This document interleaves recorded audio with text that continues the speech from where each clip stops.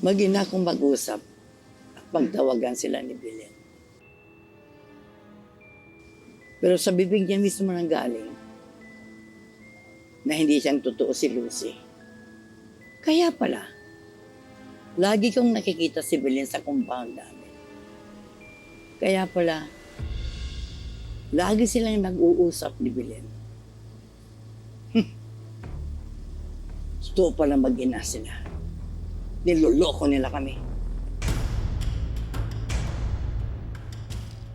Anak, Bakit mo ang nakatawag mo sa kanya? pamangkin ko si Lucy. Kamag-anak ko siya. Pamilya ang turing ko sa kanya. Parang anak. Alam mo na, Lucy, hindi ba sabi mo sa akin, sa inyong dalawa, ikaw ang expert when it comes sa mga halaman?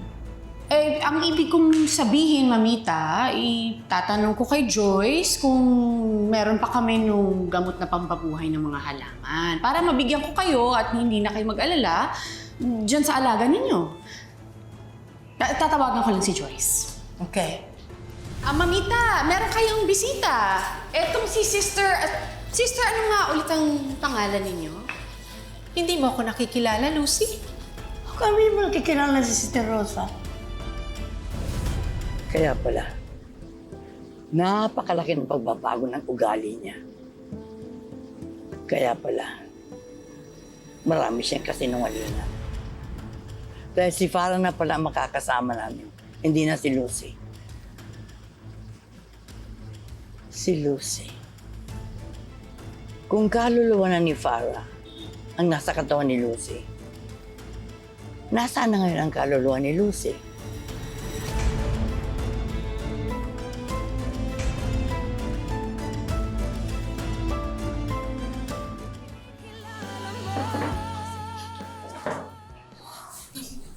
Mamita, salamat po sa pagbisita.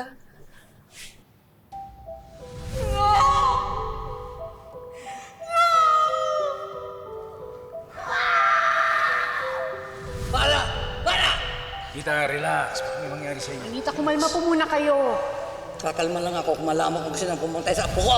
Napakawalang iya mo.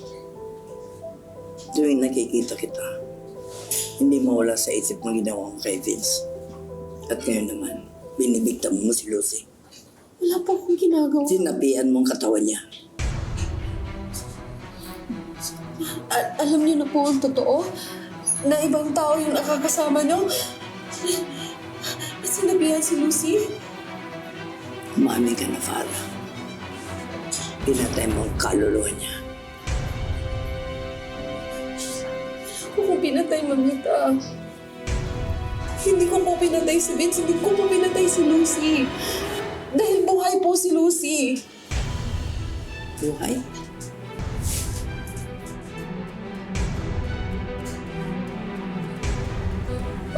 Ako po si Lucy.